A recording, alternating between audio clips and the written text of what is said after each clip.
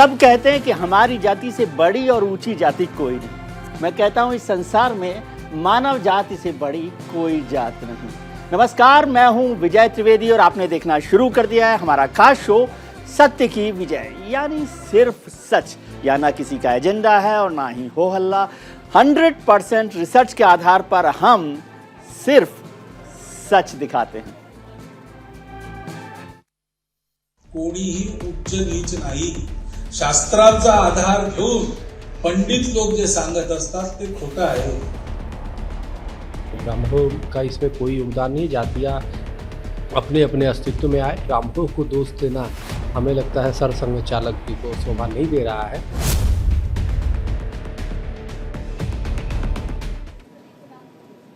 21वीं सदी में जब दुनिया हवाई गाड़ियों में सफर करने की तैयारी में है, हमारे यहाँ जाति पर बहस छिड़ी हुई है। कोई रामचरितमानस का नाम ले रहा है तो कोई किसी और का। अब इसमें नया नाम आया है सरसंघ चालक मोहन भागवत साहब का, जिन्होंने जाति व्यवस्था के लिए ब्राह्मणों को जिम्मेदार ठहराया है। दरअसल रविवार को मोहन भागवत साहब ने मुंबई में एक कार्यक्रम के मौके पर कहा कि हमारे समाज के प्रति भी जिम्मेदारी है। जब हर काम समाज के लिए है तो कोई ऊंचा या कोई नीचा या फिर अलग कैसे हो गया। संघ प्रमुख ने इसके साथ यह भी कहा कि भगवान ने हमेशा बोला है कि उनके लिए सभी एक हैं, लेकिन पंडितों ने श्रेणी बनाई, वो गलत था। अब भागवत साहब कोई और बयान दे और राजनीति की बात ना आए, भला कैसे हो सकता है। और ऐसे में भी जब 2024 के रण में अब 400 से भी कम दिन बचे हैं तो फिर भागवत के बयान के मायने हिंदू वोट बैंक से जोड़कर निकाले जाने लगे, क्योंकि विपक्ष ओबीसी वर्ग को साधने में लगा है, जो बीजेपी का काम खराब कर सकता है। आंकड़े भी इसकी तस्दीक करते साहब। जब जब अगड़ा और पिछड़ा साथ आए तो बीजेपी को फायदा हुआ। चाहे 2019 का लोकसभा चुनाव ही देख लें। देखते हैं कि कैसे कमंडल और मंडल के साथ क्या है पॉलिटिक्स हमारी। कैसे मंडल के साथ कमंडल आया, इसका फायदा देख लीजिए। 2019 में हिंदी बेल्ट की जो 225 सीटें हैं उसमें से 203 सीटें एनडीए ने जीती थी। कांग्रेस को सिर्फ 7 सीटें और अन्य को केवल 15 सीटें मिली थी। ये 2019 का रिजल्ट है। इसी में देखें, बीजेपी को हिंदी बेल्ट में 75% अगड़ी जाति के वोट मिले, यानी अपर कास्ट के वोट मिले 75%। बीजेपी को अन्य पिछड़ा वर्ग के 66% वोट मिले। ये सीएसडीएस का आंकड़ा कहता है कि जिसमें 66% वोट पिछड़ा वर्ग के मिले, 75% वोट अगड़ी जातियों के मिले। अनुसूचित जाति के 38%, तो जनजाति के अनुसूचित जनजाति के 54% वोट मिले हैं। तो यह है आंकड़ा। मंडल, ये नाम 80 और 90 के दशक में खूब गूंजा, राजनीति का केंद्र बिंदु रहा। तमाम पार्टियों ने इस पर सियासत की और आज भी उनकी राजनीति इसी पर टिकी है। एक बार फिर इसी फॉर्मूले को आजमाने की तैयारी की जा रही है। लेकिन जब जब कमंडल को पिछड़ों का साथ मिला, मंडल और दलितों का मेल फेल हो गया। 2019 में यूपी में कुछ ऐसा ही देखने को मिला था कि किस तरह से महागठबंधन पर जो है कमंडल भारी पड़ा था। ये देखिए, यूपी में एनडीए ने 80 में से 64 सीटों पर जीत दर्ज की थी। 80 लोकसभा सीटें, उसमें से 64 सीटें एनडीए को मिली थी। बीजेपी का वोट प्रतिशत 50% के आसपास रहा था। ये 2019 के लोकसभा चुनावों की बात है। ब्राह्मणों का 82% वोट मिला, राजपूतों का 89% वोट मिला और वैश्यों का 84% वोट मिला। ये सीएसडीएस की स्टडी में कहा गया है, जो पोस्ट इलेक्शन स्टडी है। उसमें कुर्मी 80% वोट मिले, जाट 91% और यादव का 23% वोट, 23% वोट मिला है। अन्य ओबीसी 72%, 72%, जाटव 17% और अन्य 48% वोट मिले हैं, यानी जाटवों में से 17% वोट ही मिले। तो ये भी सीएसडीएस की स्टडी में बताया गया कि किस तरह से किस कास्ट ने ये वोट किया। मंडल और कमंडल की राजनीति तो देश में 30 साल से चल रही है, लेकिन ब्राह्मण जो कभी राजनीति का केंद्र बिंदु हुआ करते थे, वो अब हाशिए पर चले गए। कभी संसद में हर 5 में से 1 सांसद ब्राह्मण होता था, आज हर 9 में से 1 सांसद ब्राह्मण है। वहीं 15-15 मुख्यमंत्री ब्राह्मण जाति से आते थे, आज उस जाति के मुख्यमंत्री गिने चुने रह गए। ऐसे में जान लेते हैं कि आज के दौर की राजनीति में ब्राह्मणों की हालत क्या है। ब्राह्मण और राजनीति। देश की आबादी में ब्राह्मणों की संख्या, आबादी यानी 10% के आसपास है, 10% के आसपास है ब्राह्मण पूरे देश में औसतन। देश के 15 राष्ट्रपतियों में से 6 ब्राह्मण जाति के रहे हैं। अब तक जो 10 हमारे 15 राष्ट्रपति बने, भारत के 14 प्रधानमंत्रियों में से 4 ब्राह्मण जाति के रहे हैं। इसी तरह से देखें 2019 के लोकसभा चुनाव में अगड़ी जाति के 232 उम्मीदवार जीते थे, यानी 232 एमपी आए थे जो अपर कास्ट से थे। उसमें केंद्र में 58 मंत्रियों में से 9 मंत्री ब्राह्मण समाज के हैं। तो ये ब्राह्मणों की राजनीति है। संघ प्रमुख मोहन भागवत के जातिवाद पर दिए बयान को लेकर आजकल घमासान मचा हुआ है। हिंदू महासभा ने भी मोहन भागवत साहब पर पलटवार किया। पहले भागवत का वो बयान सुनिए, फिर हिंदू महासभा के अध्यक्ष स्वामी चक्रपाणी महाराज क्या कह रहे हैं वो भी सुन लेते हैं, और साथ ही इस पूरे विवाद में केंद्र में रहे समाजवादी पार्टी के महासचिव स्वामी प्रसाद मौर्य क्या कह रहे हैं उन साहब को भी सुन लेते हैं। सत्य हाच ईश्वर आहे, ते सत्य असं सांगतं की मी सर्वभूती आहे आणि त्याच्यामुळे रूप नाम काही असलं तरी योग्यता एक आहे, मान सन्मान एक आहे, आपलेपणा सर्वांविषयी आहे, कोणीही उच्च नीच नाही। शास्त्रांचा आधार घेऊन पंडित लोक जे सांगत असतात ते खोटं आहे। जाती जातीच्या श्रेष्ठत्वाच्या कल्पनेमध्ये उच्च नीचतेच्या भोवऱ्यात अडकून आपण भ्रमिष्ट झालो आहोत। हा भ्रम दूर करायचा आहे। सरसंघ चालक का यह कथन कि ब्राह्मणों ने पंडितों ने इसको बनाया है जाति, ये बिल्कुल सरासर गलत है और ब्राह्मणों का इसमें कोई योगदान नहीं। जातियाँ अपने अपने अस्तित्व में आए और जो आई है जातियाँ अस्तित्व में, सबका अपना अपना कर्म के आधार पे धीरे धीरे उपजातियाँ बन गई और इस तरह सैकड़ों हो गए। लेकिन ब्राह्मणों को दोष देना हमें लगता है सरसंघ चालक जी को शोभा नहीं दे रहा है और ब्राह्मणों को हर चीज़ में एक फैशन बन गया है जो, और सबके तो पॉलिटिकल लोग तो कमेंट करते हैं तो चलो कोई बात नहीं है, जो कोई गोस्वामी जी पे कर रहा है, कोई कुछ कर रहा है, लेकिन सरसंघ चालक जी को हमें लगता है इस सब चीज़ से बचना चाहिए। श्री भागवत जी द्वारा बयान दिया गया कि जाति व्यवस्था किसी भगवान ने नहीं अपितु पंडितों ने बनाई है, इससे साफ जाहिर हो गया धर्म के नाम पर गोरख धंधा हजारों साल से चल रहा था। समय समय पर हमारे देश में पैदा होने वाले संतों, गुरुओं, महापुरुषों ने इस पर अपनी बात उठाई।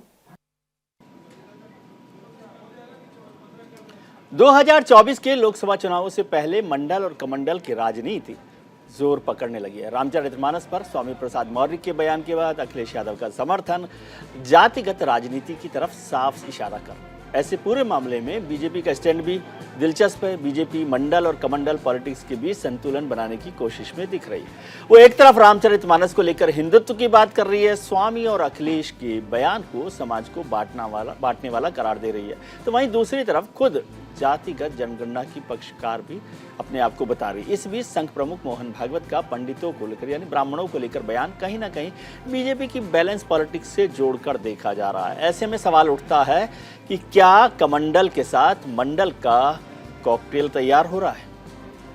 क्या भागवत का बयान हिंदू वोट बैंक को एकजुट करने के लिए है, और क्या सच में जातिवाद के लिए ब्राह्मण जिम्मेदार हैं?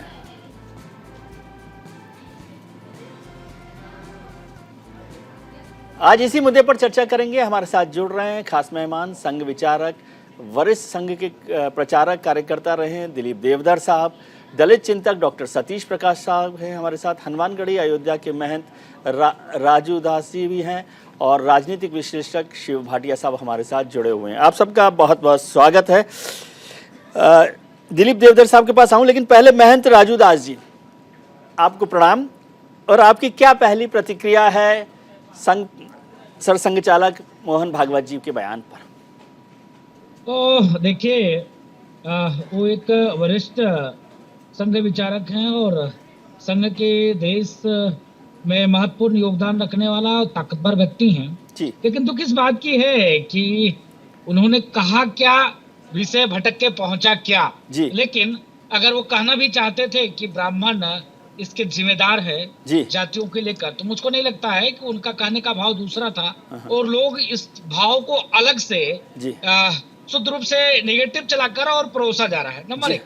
नंबर दो, अगर आप सहमत हैं उनके बयान से? लगने की बात छोड़िए, सहमत हैं क्या? सहमत नहीं, सहमत नहीं। मैं इस बयान का पुरजोर विरोध करता हूँ, निंदा करता हूँ, निवेदन करता हूँ जी। निवेदन करता हूं यह कि अगर ब्राह्मणों ने जाति बनाई तो यह नदी, ये तालाब, ये वृक्ष, ये टहनी, ये पीपल, ये धरा, ये धाम, ये पूरी प्रकृति को किसने बनाया? क्या ब्राह्मण ने बनाया क्या?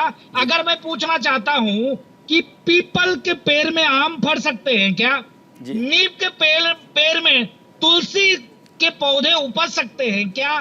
क्या चने के खेत में चने के टहनी में सरसों तो नहीं निकल सकता है ना? क्या धान के पेड़ में मक्का तो नहीं तोड़ा जा सकता है ना? ये किसने बनाया? आप देखिए कि जब आप जानवर पालते हो तो जानवर में एक देसी गाय होती है, एक साहिवाल होता है, एक फ्रिजियन टाइप की होती है। सबका दूध अलग अलग होता है, सबका भाव अलग अलग होता है। तो इसको किसने बना दिया? क्या ब्राह्मण ने बनाया क्या? नहीं, साधु संतों ने बनाया क्या? ये गलत बात है और इस पे था क्या? क्या आप ये मानते हैं, उनका कहने का मतलब ये है मोहन भागवत साहब का, यदि आप कह रहे हैं कि भाई ब्राह्मणों की वजह से ये जाति बनी है, ऊंच नीच हुई है, आप ये मानते हैं? नहीं। पहली बात तो मैं छुआछूत का विरोधी, दूसरी बात कट्टरता का विरोधी। यह जाति व्यवस्था का ये वर्ण हमारे यहाँ वर्ण बना था, वो कर्म के हिसाब से। जैसे हम साधु हैं, 1 मिनट के लिए महोदय, ये इसी मंदिर में हनुमानगढ़ी में ही और ढेर सारे संत है, कोई पुजारी है, कोई महंत जी। अब ये सारी कहानियां पुरानी हो गई। सच्चाई ये है कि जो व्यवस्था है उसमें आप जातियों में ऊंच नीच मानते हैं, आपका मतलब हम सब लोग छोटा बड़ा मानते हैं। ये कहानियां छोड़ दीजिए कि कर्म के आधार पर व्यवस्था बनी थी। खत्म क्यों नहीं करते? खत्म कर दो ना। आरक्षण क्यों लागू किया है? आरक्षण क्यों लागू? खत्म कर दो, खत्म कर दो। हम कहने गए हैं क्या? हम कह रहे हैं क्या कि तुम हमको व्यवस्था दो, खत्म कर दो, हमारी जात बता दो। अगर कोई दम हो तो मेरी जात बता दे, हम किस जाति से हैं। ठीक है, हमारी जात बता दो, कोई बता दो सकते हो तो। डॉक्टर सतीश प्रकाश साहब, किस तरह से देखते हैं आप इस जाति व्यवस्था को और जो कमेंट है मोहन भागवत साहब का? सर विजय जी, देखिए, भारत का जनमानस और भारतीय समाज बड़ा कुछ अजीब सा व्यवहार करता है जी। भारत में जाति की तख्ती गले में डाल करके आप जातीय व्यवस्था के खिलाफ चर्चाओं में शामिल हो सकते हैं जी। मोहन भागवत जी का इसके पीछे क्या कारण था, ये तो मोहन भागवत जी बहुत बेहतर बता सकते हैं कि जाति भगवान ने बनाई या उनके बताए हुए व्यक्ति ने बताई, है ना। लेकिन एक बात मैं जरूर कहूंगा कि देखिए, ये देश जो है, इस देश में सामाजिक क्रांति का कहीं ना कहीं निकल गया जी। और वो जो तमाम लोग, ये सच है, इसमें कहीं कोई दो राय नहीं कि जाति तो उन्होंने बताई कि जाति किसने बनाई, लेकिन जाति किस लिए बनाई गई ये शायद मोहन भागवत जी ने नहीं बताया जी। जाति का कहीं ना कहीं निर्माण एक बहुत बड़ी आबादी, जिसको आप बहुसंख्यकों की आबादी बोल सकते हैं, जिसमें दलित आते हैं, आदिवासी आते हैं और आपका ये जो ये पिछड़े आते हैं, इस आबादी को देश के संसाधनों से दूर करने के लिए एक व्यवस्था से बाहर करने का एक बहुत बड़ा कारगर साधन कहीं ना कहीं लोगों के हाथ में आया, जातीय व्यवस्था। अब ये जातीय व्यवस्था को लेकर के मोहन भागवत जी के बयान कहीं ना कहीं एक मामले को निपटाने में जैसा है। देखिए, कहीं ना कहीं भारत में ये चर्चा शुरू हो गई है।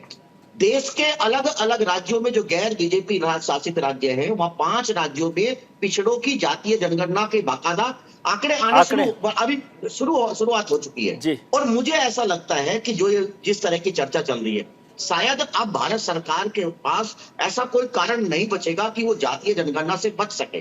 निश्चित रूप से जो पिछड़े वर्ग के लोग हैं वो चाहते हैं, क्योंकि जातीय जनगणना के आंकड़े के आधार पर कहीं ना कहीं आप व्यवस्था के अंदर शामिल होंगे।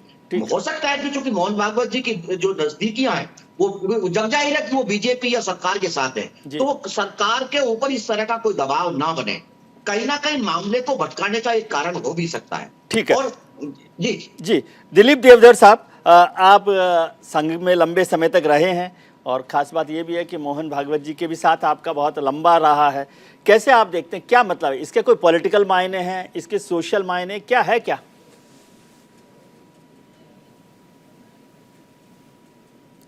आप अनम्यूट कर लीजिए सर अपने को।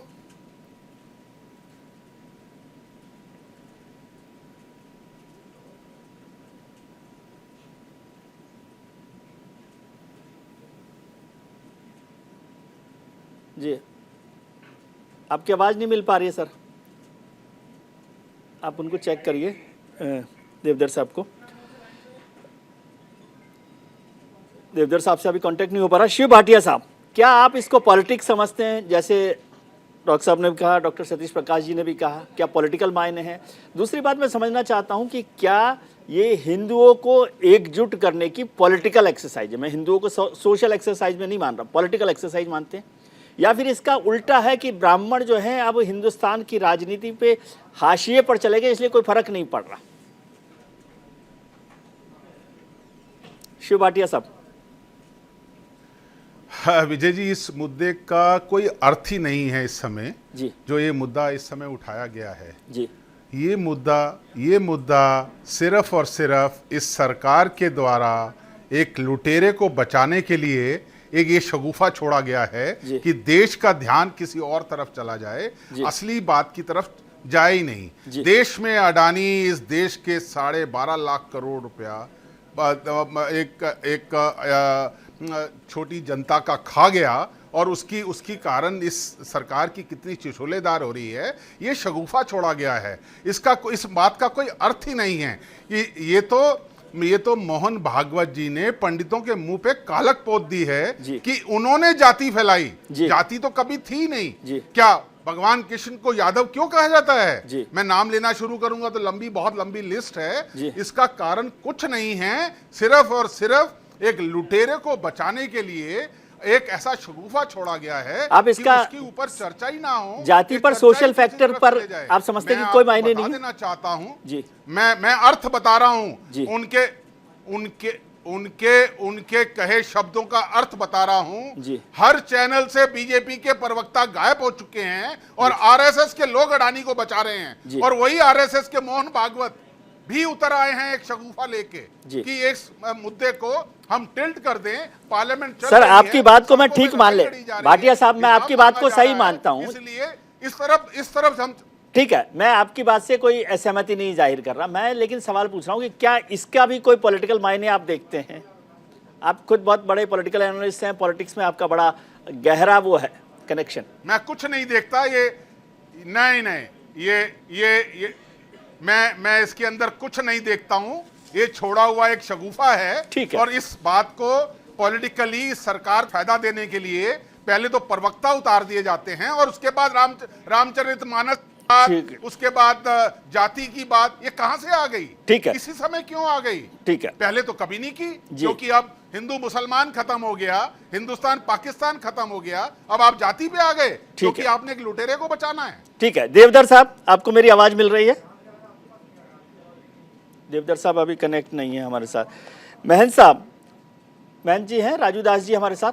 जी जुड़े। महन जी, आप बताइए, शिव भाटिया जी ने कहा कि केवल किसी को बचाने के लिए ये एक नया शगुफा है, आप ऐसा समझते हैं? देखिए, भाटिया साहब की अपने तर्क हो सकते हैं, मुझको लगता है कि वो राजनीति की बहुत बड़ी कड़ी से जुड़े हुए हैं, और राजनीति की ककारा से लेकर सारे पढ़ चुके हैं, तो उनकी भाव अपने हो सकता है, लेकिन मेरे विचार से, मेरे भाव से लगता है कि जिस प्रकार से पूरे देश में जिस प्रकार से लोगों ने, राजनेताओं ने धर्म के प्रति एकदम आक्रामक रुख अपनाया लगातार, आप देख सकते हो, चाहे बिहार का शिक्षा मंत्री रहे हो, चाहे भारतीय जनता पार्टी में कभी मलाई खाए हो, चाहे बीएसपी में मलाई खाए हो, हैं, अब समाजवादी पार्टी में भी मलाई खाने के चाहत में थे। वो कहते थे कि हम जिसके साथ जाते हैं उसकी सरकार बन जाती है, जिसके साथ हो गए उनकी बंटाधार हो गई। ऐसे लोगों ने जिस प्रकार से सीधे टारगेट कर दिया ब्राह्मण, साधु, संत, ये बाबा, ये धर्मगुरु, ये ऐसा कर रहा है, ये वैसा कर रहा है, तो ये एक जो निगेटिव वातावरण फैलाकर देश में, जिनकी रोजी रोटी बंद हो चुकी थी, जिनके दुकान बंद हो चुका था, जिनको लोग नहीं पूछ रहे थे, वो राजनीति से मतलब भटक चुके थे, कट चुके थे। लेकिन बहन जी, ये बात समझाइए ना मुझे, ये बात ठीक है सब आप जो कह रहे हैं, मैं ये समझना चाहता हूँ, ब्राह्मणों को जैसा आपने कहा कि भाई गाली दी गई या कुछ भी कहा गया, या ब्राह्मणों पर आरोप भी लगाया गया, ऐसा समझ लें, तो इसका मतलब ये है कि अब ब्राह्मणों की जरूरत नहीं है ना, वो पॉलिटिकल हाशिए पर है, इसको क्यों नहीं मान लेते आप? नहीं,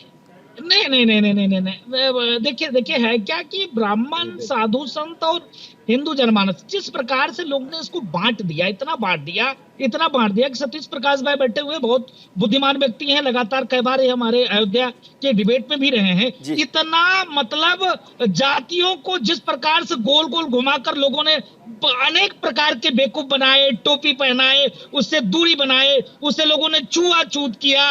ये एंड के प्रकार समाज को, सनातनियों को इतना बांट दिया और सब मर कहां दिया कि ब्राह्मण ने कर दिया जी, ये बाबाओं ने कर दिया। मैं तो कहता रहा हूँ, सतीश भाई को पता है, मैं तो कहता रहा हूँ हम किस जात के हैं, कोई बता दे।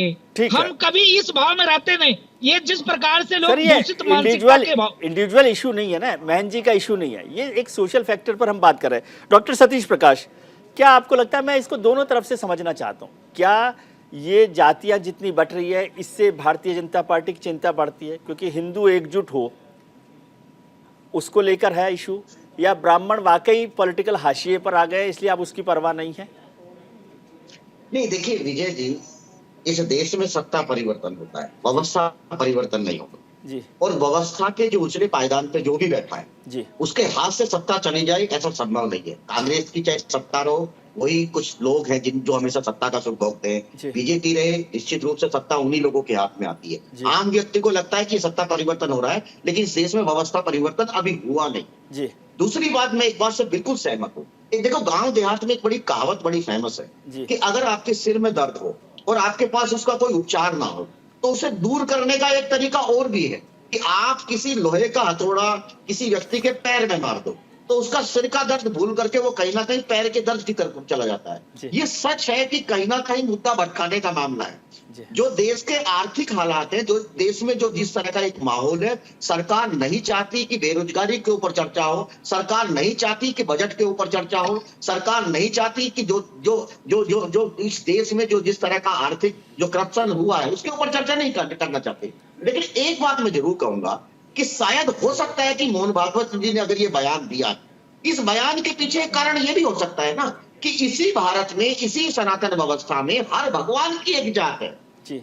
अगर भगवान ने जात नहीं बनाई तो इसका मतलब ये भी हो सकता है कि जात ये कहीं पीछे से चली जा रही है, क्योंकि भगवान खुद जात लेकर के पैदा हो रहा है, तो इसका मतलब जात उससे भी पुरानी व्यवस्था है। लेकिन मेरा कहना यह है कि आम जनमानस को इन व्यवस्थाओं से कोई ज्यादा खास फर्क नहीं पड़ने वाला जी। फिर मैं लेकिन डॉक्टर प्रकाश, मैं आपसे ये समझना चाहता हूँ, मैं चाहता था कि आप इस पर बोले, सोशल स्टेटस पर हम देखें तो क्या आप ये मानते हैं कि जो जातिगत व्यवस्था का जो एक डिस्क्रिमिनेशन है वो ब्राह्मणों की वजह से है?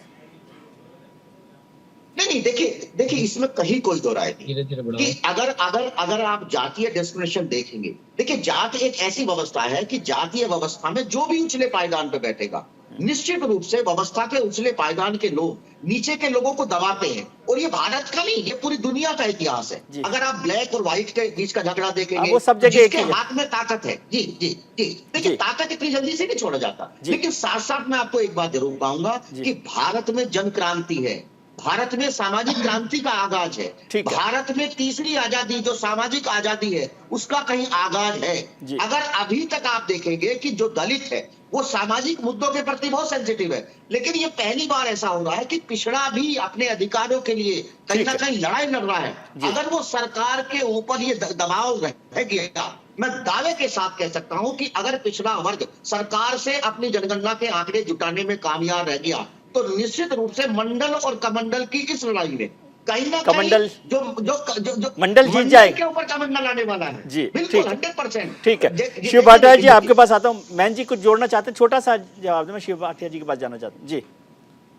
नहीं, मैं छोटे से ही कमेंट करूंगा। माननीय सतीश जी तो बहुत अच्छा जवाब दिया, लेकिन मेरा निवेदन है कि हम तो कभी कि फला ऐसा हो जाए, हम कहा आप तो शुद्ध आरक्षण दे रहे हो, बहन कुमारी मायावती जी भी आरक्षण अभी तक ले रहे हैं, माननीय मुलायम सिंह जी यादव का परिवार भी आरक्षण, जो बड़े स्तर पे भी पहुंच जाते हैं, तो जो सामान्य जो गरीब व्यक्ति है वो भी वही आरक्षण ले रहा है, जो खरबपति हो गया है वो भी आरक्षण का लाभ वही ले रहा है। नहीं, इनसे ये चिंतनीय विषय है, गंभीर विषय है। हम भी आपके पक्षधर हैं, हम इसलिए पक्षधर हैं कि जो दबे हैं, शोषित है, वंचित है, उनका उद्धार होना चाहिए, कल्याण होना चाहिए। आपके साथ है, लेकिन आप मेरे साथ न्याय तो करो। न्याय कहाँ कर रहे हो? एक तरफ आप एक सेकंड और लेंगे, एक तरफ आप देख रहे हो तो 99% लाने वाला व्यक्ति है और जो 34% लाने वाला व्यक्ति है वो वहां पहुंच जा रहा है, जो 99% लाने वाला व्यक्ति वो नहीं पहुंच पा रहा है। ठीक है, अन्याय काम कर रहे हो, ये तो ठीक अन्याय है। किया जा शिव रहा है। भाटिया साहब, आपने जो बात कही उस बात के ऊपर हम सहमति हो गई। क्या आप यदि इस बात पर जवाब नहीं देंगे तो मुझे लगेगा कि आप इस गंभीर सोशल विषय पर अवॉइड करना चाहते हैं अपनी बात।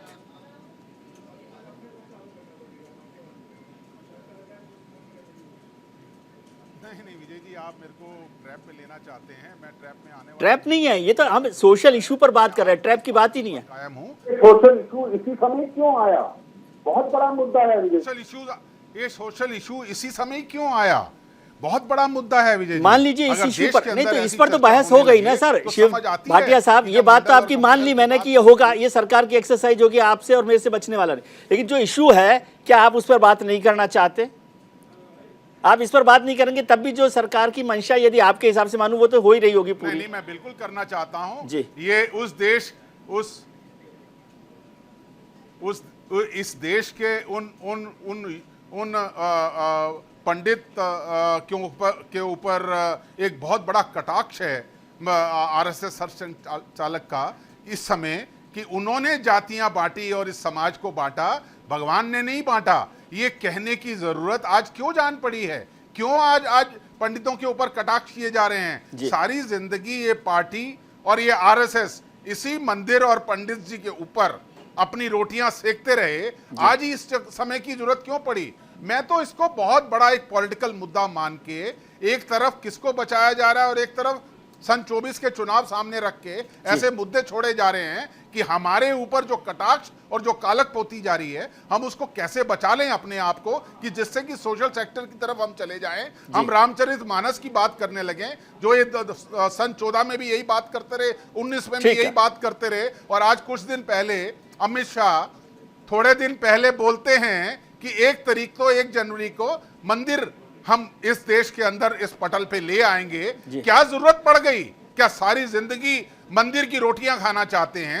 क्या सर ये तो जनता तय करेगी ना कि वो इस पर उनको वोट देगी कि नहीं देगी। बहुत बड़ी साजिश है। ठीक है। उच्च नीच नाही, शास्त्रांचा आधार घेऊन पंडित लोक जे सांगत असतात ते खोटं आहे। ब्राह्मणों का इसमें कोई योगदान नहीं। जातियाँ अपने अपने अस्तित्व में आए। ब्राह्मणों को दोष देना हमें लगता है सरसंघ चालक की को शोभा नहीं दे रहा है। चर्चा कर रहे हैं जातियों को लेकर जो विवाद हो रहा है कि किस तरह से ब्राह्मणों पर भी कुछ चर्चा हुई, इस सब पर हम चर्चा कर रहे हैं। हमारे साथ कमान जुड़े हुए हैं, दिलीप देवधर साहब हमारे साथ जुड़े हुए, संघ विचारक हैं, शिव भाटिया साहब हैं, डॉक्टर सतीश प्रकाश हैं, महेंद्र राजू दास जी हैं। आप सबका एक बार फिर स्वागत है। देवधर साहब, आपसे बेहतर कोई व्यक्ति नहीं हो सकता हमारे इस पैनल में जो संघ को बेहतर तरीके से समझता है। आपने 50 साल से ज़्यादा वक्त संघ में निकाला है और ख़ास तौर से मोहन भागवत साहब के साथ भी आपका लंबा संपर्क रहा है।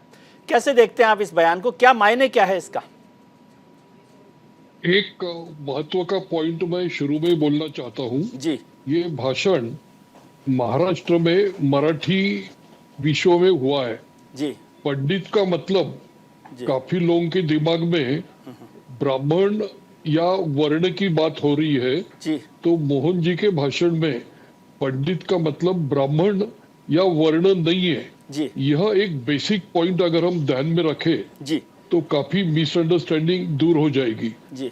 अब महत्व का पॉइंट पंडित का मतलब उन्होंने विद्वान जी लोग बतलाया और संत महात्मा लोगों ने जी जो भारत को यूनाइट किया वो बहुत महान कार्य है ये बतलाया जी। और कुछ पंडितों की वजह से उच्च नीचता और जाति अस्मिता यह या वर्ण अस्मिता बढ़ गई जी।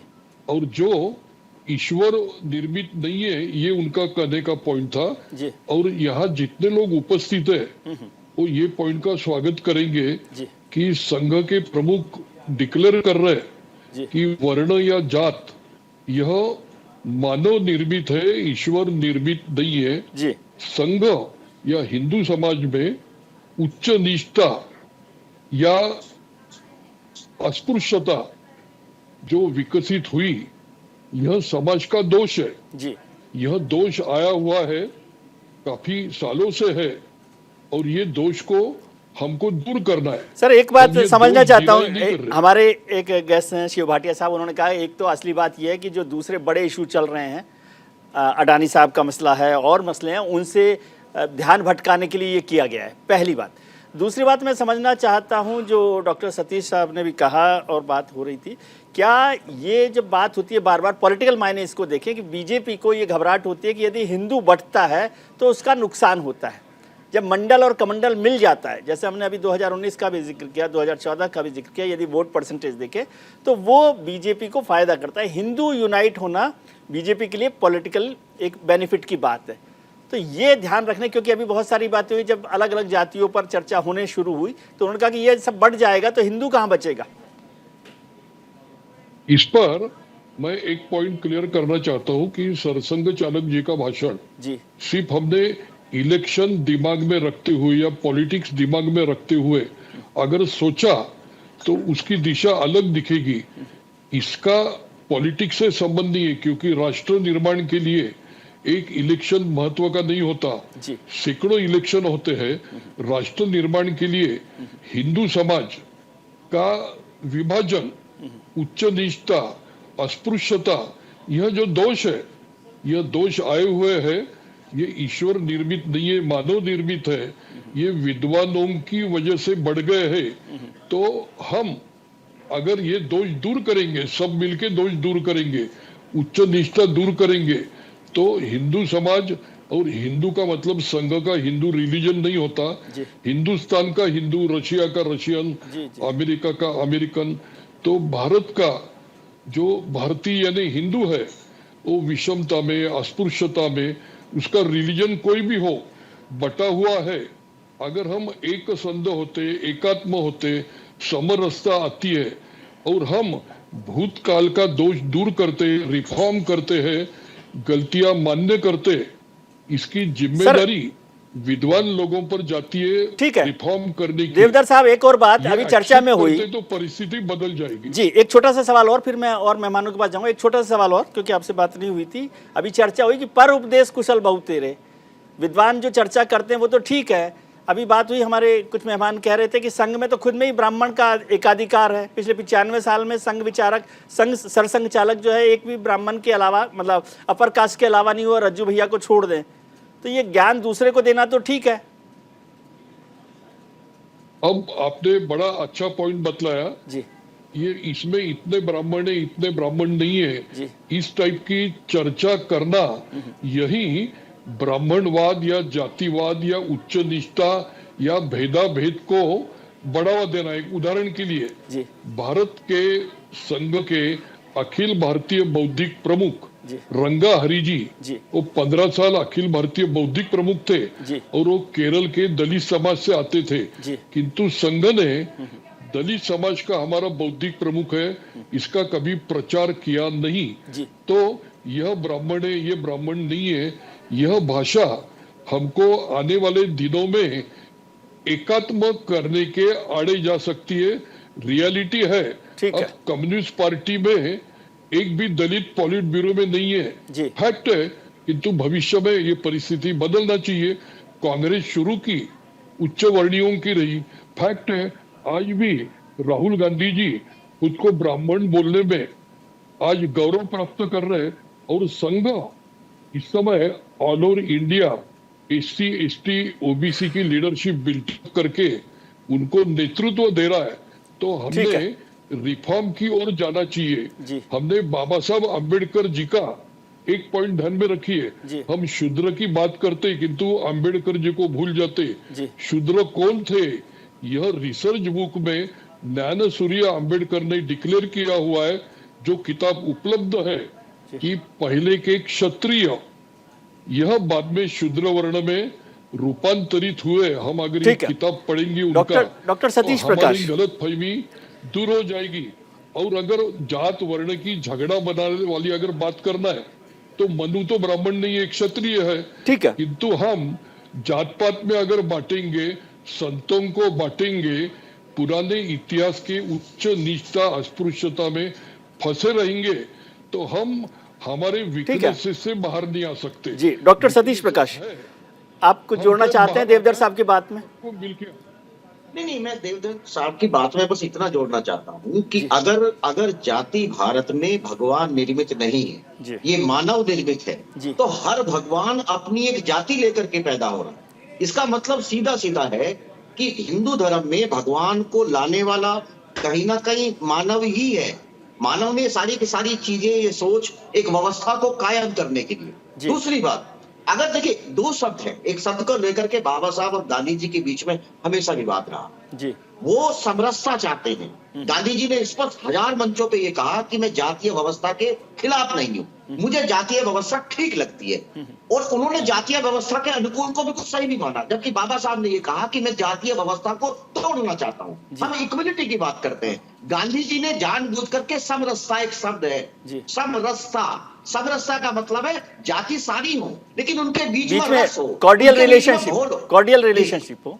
जी सुनिए सर, एक दो चीजें, एक तो समरसता है और एक समानता है जी। बाबा साहब समानता चाहते थे जी। और बाकी जो तमाम जो विचारधाराओं के लोग हैं जो समरसता की बात करते हैं, वो जाति को बना के रखना चाहते हैं, और जाति को बनाए रखना ही असमानता को बढ़ावा देना है जी। महंत जी जी, समानता और समरसता में फर्क है।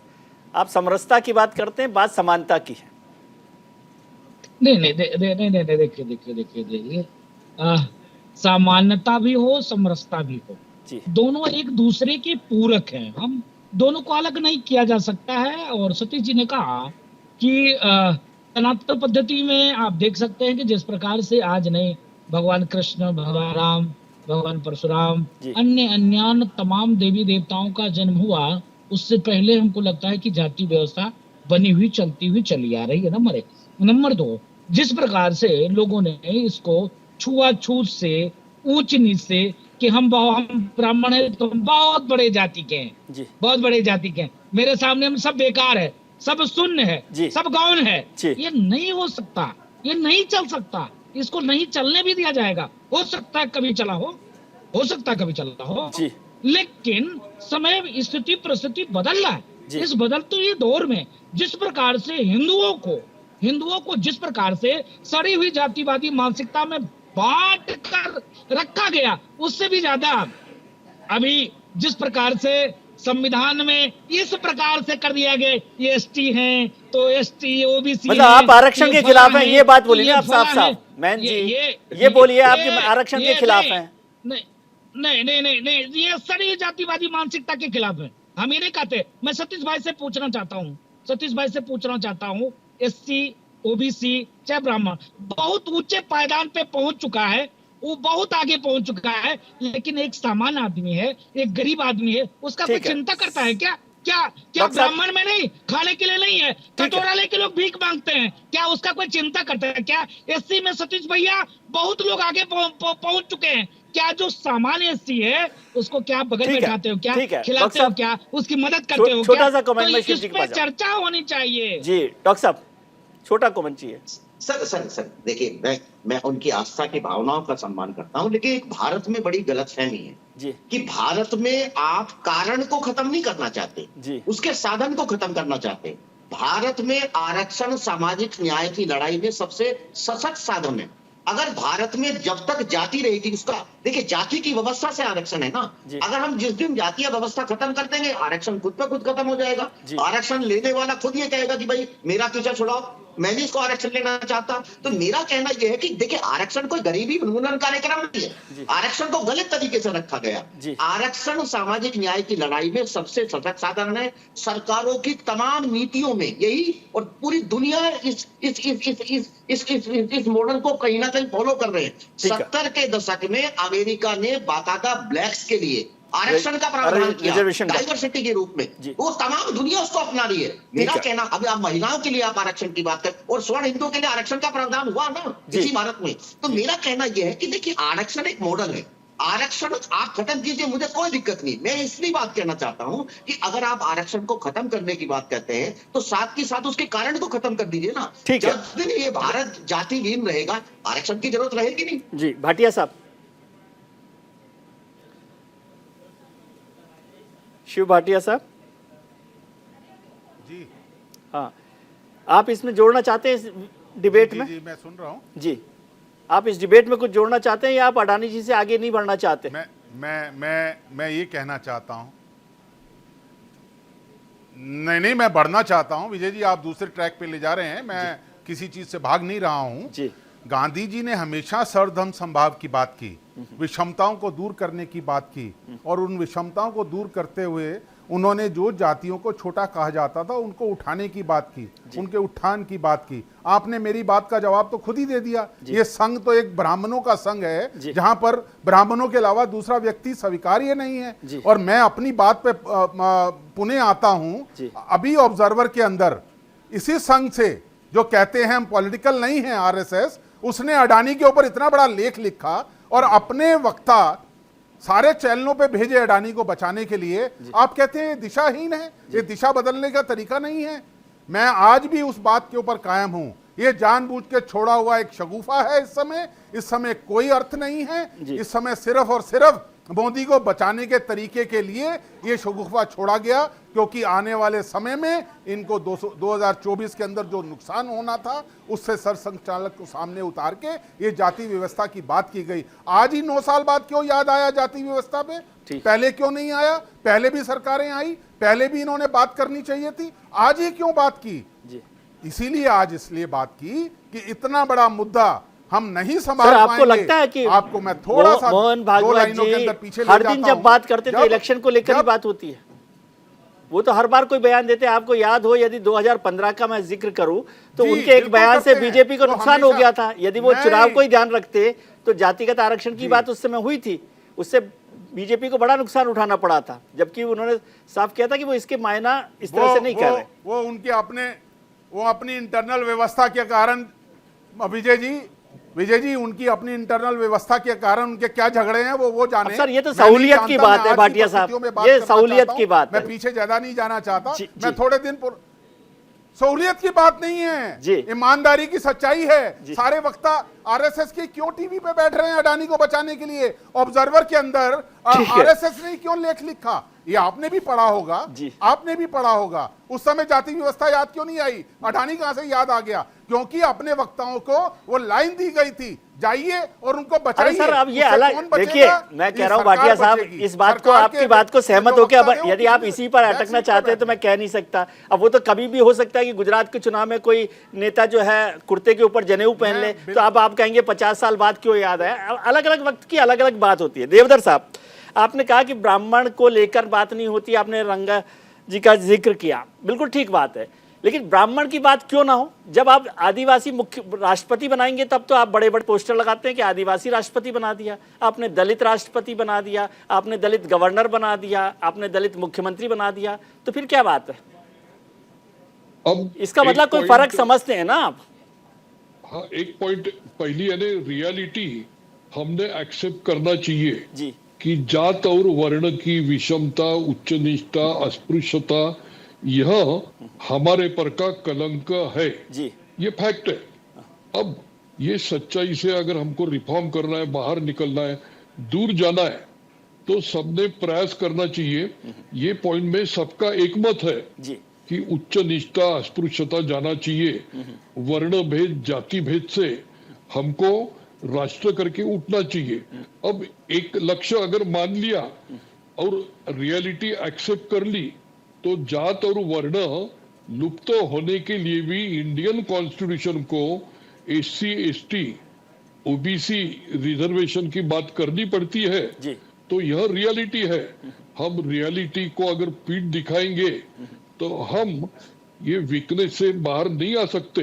हमको आरक्षण इसीलिए चाहिए कि हमारे समाज में वीकनेसेस है, हमको समर्थ समृद्ध करना है तो हमको समाज की हर कड़ी स्ट्रांग करनी पड़ेगी, सबको साथ में आना पड़ेगा।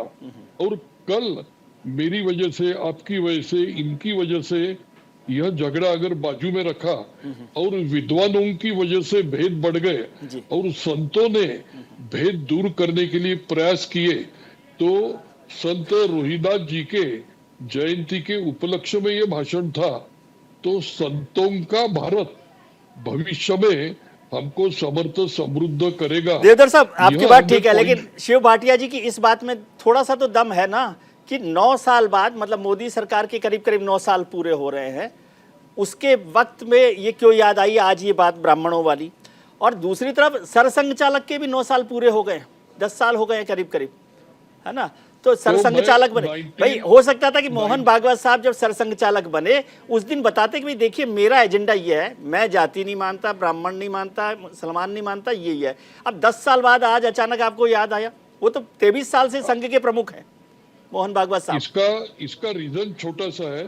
1925 से हम समरसता और इक्वलिटी की संघ बात कर रहा है, किंतु मीडिया का या जनता का ध्यान नहीं गया, क्योंकि वो 100 साल पहले का एक रिफॉर्म का नया विचार था। आज मोहन जी क्या बोल रहे इस पर चर्चा हो रही, और मोहन जी का या डॉक्टर हेडगेवार जी का या बाला साहब देवरस का अगर मैं आपको 70 साल पुराना यही भाषण दिखा दूं तो फिर आज क्यों और कल क्यों नहीं ये क्वेश्चन खत्म हो जाएगा। अब वसन व्याख्यानमाला में ऐसा है सर, पुणे व्याख्यानमाला की बात छोड़िए, 95 साल में एक दलित सरसंघ चालक नहीं मिला, इससे बड़ी सफाई कोई हो नहीं सकती, इससे बड़ा सवाल हो नहीं सकता। इस पे आप कितनी भी सफाई दे लें, पॉइंट है, कितनी भी सफाई आप दे लें इस पर जी, एक छोटा सा पॉइंट है कि जो जहां श्रम है, जहां मेहनत है, जहां बिना कुछ लिए काम करना है, जहां पे तपश्चर्या है तो मैं करूंगा यह भूमिका है, और जहां पे उच्च स्थान प्राप्त करना है तो मैं मेहनत करके मैं यहाँ के विकास फोर्सेस को शिखर पर ले जाऊंगा, यह कामना है। तो हम पत्थर फाउंडेशन के होंगे, तो ये सरसंघ चालक इनको फाउंडेशन का स्टोन ठीक है, जाता है। ठीक है। और जो कलश है, अब कलश आने वाले दिनों में SC, ST, OTC, अब स्वामी विवेकानंद जी ने बोला था, किंतु भाषा पुरानी है, भारत शूद्रों का होगा और संघ। ठीक है सर, वो तो अब कोई रोक नहीं सकता, किसी के सोचने से नहीं होगा, जो होना है देश में सामाजिक परिवर्तन हो रहा है वो होगा ही। बहुत कम वक्त मेरे पास बचा है। महन जी, छोटा सा कमेंट आपका, लास्ट कमेंट में लेना चाहता हूँ, आप कुछ बोले, फिर सतीश जी और भाटिया जी को बहुत छोटा सा कमेंट। नहीं, छोटा कमेंट ही दूंगा। मैं निवेदन करना चाहता हूँ कि ठीक है, मोहन भागवत जी अपने तरीके से इस बात को रखे हैं, मैं साधुवाद देता हूँ, लेकिन कष्ट इस बात की है कि सिर्फ ये मर देना कि सिर्फ ब्राह्मणों ने ही ऐसा कार्य किया, तो ये सरासर नाइंसाफी होगी। इस पर परिचर्चा कर ले, चर्चा कर ले, संवाद कर ले, वार्ता हो जाए, कोई दिक्कत नहीं है। हम छुआछूत के सख्त खिलाफ है, ऊंच नीच भेदभाव को खत्म करना है, जो समान तबके के लोग हैं उनको भी आगे के पायदान। वो तो देवधर साहब ने साफ किया ना कि वो ब्राह्मणों की बात नहीं कर रहे, वो विद्वानों की बात। डॉक्टर साहब, आप जोड़ना चाहते हैं? नहीं, देखिए विजय जी, मेरा स्पष्ट मानना है कि संघ और बीजेपी एक दूसरे के पूरक है। जब बीजेपी कमजोर होगी, निश्चित रूप से संघ बाहर निकल के आएगा और वो उस मुद्दे को भटकाने की पूरी कोशिश करेगा। और शायद ये इसी तरह का एक मुद्दा है कि उन्होंने जो है देश दुनिया की जो किसी तरह की जो चर्चाओं से कहीं ना कहीं ध्यान भटकाने का एक बयान। जी, शिव भाटिया जी, आप भी इससे सहमति हैं? इसमें कोई अलग बात जोड़ना चाहते हैं?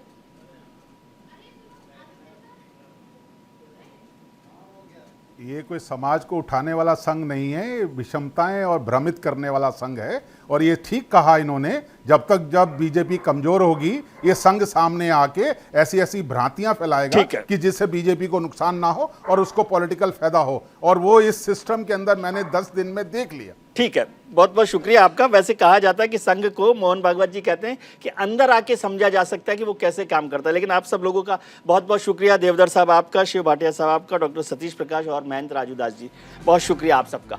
आज हमने शो की शुरुआत में आपसे एक सवाल पूछा था कि क्या जिस तरह से काम हो रहा है, भागवत साहब ने जो बयान दिया है वो हिंदू वोट बैंक को एकजुट करने के लिए है, जिस पर चर्चा हो रही थी। इस पर 60% लोगों ने अपने हाँ में वोट दिया है, उनके पक्ष में वोट दिया, और 40% लोग इसके पक्ष में नहीं हैं। यानी ज्यादातर लोग समझते हैं कि ऐसा हो रहा है। आपने राजनेताओं की बात सुनी, हमारे पैनलिस्ट की बात सुनी, अब छोटी सी बात मेरी भी, यानी विजय व्यू। जन्म जात मत पूछिए, का जात अरुपात, रैदास पूत सब प्रभु के, कोई नहीं जात को जात। आज से 900 साल पहले रैदास ने कुछ ऐसा ही लिखा था जो आज मोहन भागवत बोल रहे हैं। यानी हमने क्या बदलाव किया, क्या सीखा, हम कहाँ पहुँचे मौर्य काल से लेकर मुगल काल तक, अंग्रेजी हुकूमत से लेकर 21वीं सदी तक, हम नहीं बदले। जाति कल भी प्रासंगिक थी, आज भी है और शायद आगे भी रहे। मैं ये नहीं कह रहा कि आज भी पिछड़ों को कुएं से पानी नहीं निकालने दिया जाता या फिर ज़मीन पर बैठाते हैं, लेकिन ये भी सच है कि आज भी देश इस सोच से पूरी तरह उभरा नहीं है। तभी तो कभी राम का नाम लेकर तो कभी रविदास का नाम लेकर राजनीतिक दल और उनके आका रोटियां सेकते हैं। अगर अगड़ा पिछड़ा खत्म हो गया होता तो क्यों समाजवादी पार्टी जेडीयू खुद को इनका हिमायती बताती और क्यों सरसंघचालक ब्राह्मणों की बात करती। जाहिर है कि आज भी भारत का बहुसंख्यक इस सोच को लेकर चलता है और नेता उसी पर चोट करते हैं। इसलिए ज़रूरत है खुद से शुरुआत करने की। आज के कार्यक्रम में इतना ही। उम्मीद करता हूं कि आपका आने वाला कल आज से बेहतर होगा। आप अपना ख्याल रखिए और उनका ख्याल रखिए जो आपका ख्याल रखते हैं। नमस्कार।